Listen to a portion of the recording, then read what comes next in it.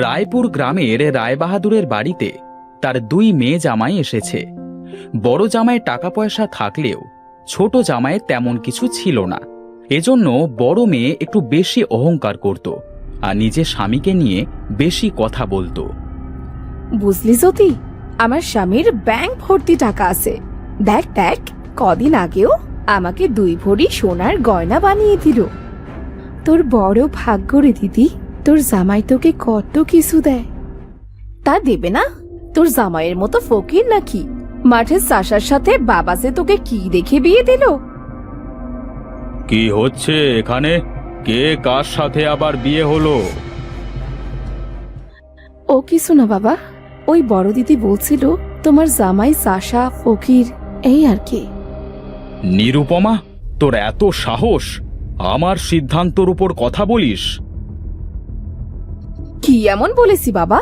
যা সত্যি তাই তো বলেছি। ওর কি আর এমন যোগ্যতা আছে যার জন্য তুমি ছোটকে এইভাবে একটা চাষার সাথে বিয়ে দিলে? যোগ্যতা দেখতে চাস? বেশ, ওর যোগ্যতা তোরা নিজের চোখে দেখতে পাবি। বাবা, আমাদের ডেকেছেন? হ্যাঁ বাবা, তোমরা সকলে বসো। তোমাদের সাথে আমার কিছু কথা আছে। এখন না বললে হতো না বাবা?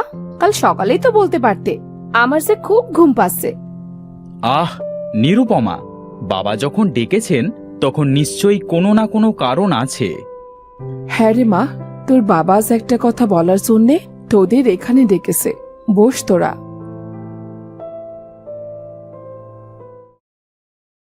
হ্যাঁ বাবা, বলো কি বলবে? শোনো জামাইরা, তোমাদের দুইজনকে আমি একটা পরীক্ষা নেব। পরীক্ষা? কিসের পরীক্ষা বাবা? কেন, জামাই বাবু কি ভয় পেয়ে গেলেন নাকি পরীক্ষার কথা শুনে? না না, আমি পড়াশোনা জানি না তো, তাই আর কি। পরীক্ষা শুনেছি যারা লেখাপড়া করে তারাই দেয়। না বাবা, এই পরীক্ষা সেই পরীক্ষা নয়। এটা হলো মাছ ধরবার পরীক্ষা। তোমরা দুইজনে কাল বড়শি নিয়ে নদীতে যাবে, আর সেখান থেকে যে বড় মাছটি নিয়ে আসবে তার নামে আমার এই বাড়িটা আমি লিখে দেব। এইসব তুমি কি বলছো গো? হ্যাঁ, আমি ঠিকই বলেছি। আর তোমরা এখন আসতে পারো, তবে কাল কিন্তু নদী থেকে মাছ ধরা চাই।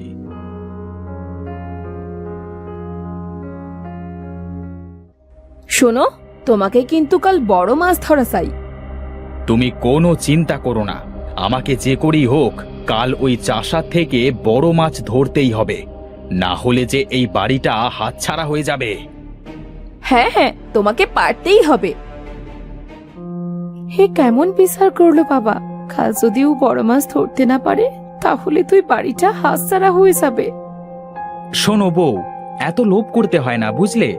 ওপরওয়ালা যা করবে ভালোর জন্যই করবে, আর এই বাড়ির উপর আমার কোনো লোভ নেই।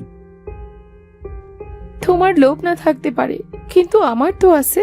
নিরুপমার বড় বাড়িতে বিয়ে হয়েছে বলে সে সব সময় অহংকার করে। শোনো, আমি কিছু জানি না, তুমি কাল বড় মাছটি ধরবে।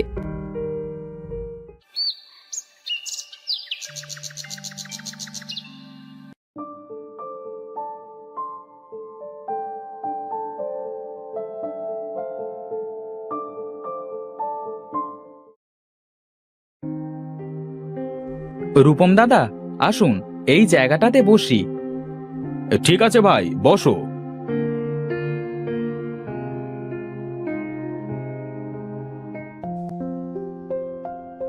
হ্যাঁ দেখো ভাই, আমি কিন্তু বড় মাছটি পাবো।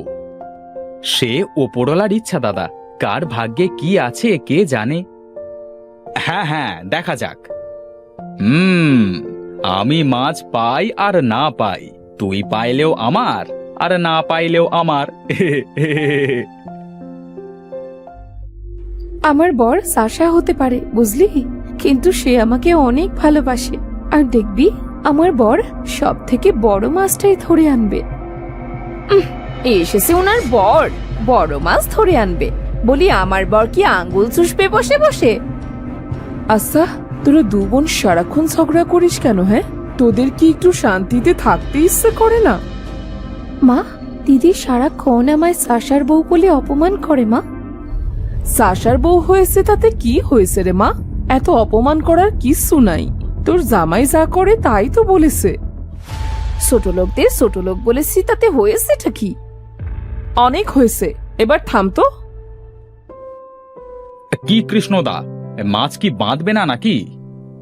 ধৈর্য হারিয়ে ফেলিও না, ধৈর্য ধরো, নিশ্চয়ই মাছ বাঁধবে। এই রূপম দাদা, কথা বলেন না, আমার বড়শিতে মনে হচ্ছে মাছ ধরেছে। হ্যাঁ হ্যাঁ, তাই তো দেখছি।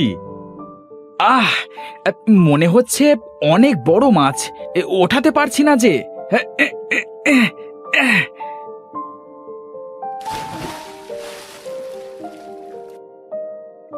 যাক, শেষমেশ মাছটা তুলতে পারলাম। এই রে, সারাদিন বসে থেকে আমি একটাও মাছ পেলাম না, আর এদিকে কৃষ্ণ মাছ পেয়ে গেল। না না না না না, এই মাছ নিয়ে ওকে বাড়ি যেতে দেওয়া যাবে না। যেমন করি হোক, এই মাছ ওর থেকে নিয়ে নিতে হবে। কি রূপম দাদা, কি ভাবছেন? আমি মাছ পাইলাম আর আপনি পাইলেন না, এই তো? এই নিন, এই মাছটা আপনি নিয়ে যান। তুমি সত্যি বলছো? আমি নিয়ে যাব? চলেন তো দাদা, এটা আপনারই মাছ।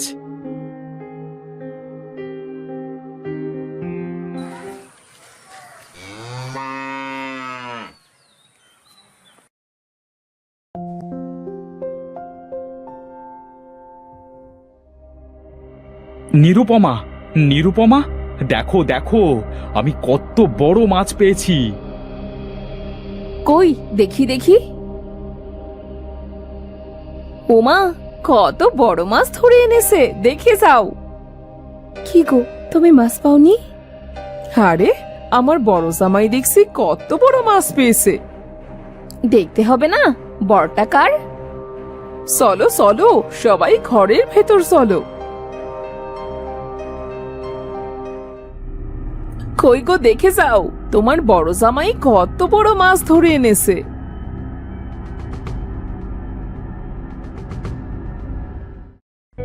বাহ, কত সুন্দর মাছ, আর কত বড়। বাবা, তবে আজ থেকে এই বাড়িটা আমাদের তো? এই বিষয়ে পরে কথা বলছি। গিন্নি, এই মাছটা ভালো করে পাক করো তো, আজ রাতে জমিয়ে খাওয়া হবে।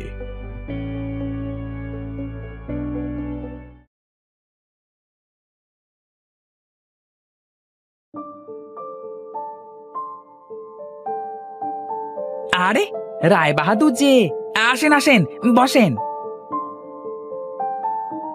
তা কেমন আছিস মতি? আমি ভালো আছি বাবু, আপনি ভালো আছেন তো? আর আপনাকে দেখে মনে হচ্ছে আপনি খুব খুশি। খুশি হব না? আজ আমার বড় জামাই নদী থেকে একটা বড় মাছ শিকার করে এনেছে, রাতে জমিয়ে খাওয়া হবে। আপনার বড় জামাই মাছ ধরেছে? হ্যাঁ রে হ্যাঁ, তোরও আজ রাতে আমার বাড়িতে দাওয়াত থাকলো, যাস কিন্তু। কিন্তু আমি তো দেখলাম আপনার ছোট জামাইয়ের বড়শিতে মাছটা বেঁধেছে। কি বলিস কি? তবে শুনুন, চিন্তা করবেন না, ওই বাড়ির প্রতি আমার কোনো লোভ নেই।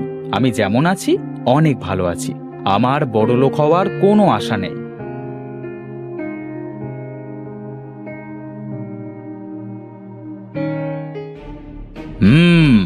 আমি জানতাম আমার কৃষ্ণ এমনটাই করেছে। তাছাড়া ওই রূপমের তো এত শক্তি নাই বড় মাছ ধরবার। আমি চলি রে মতি, চলি।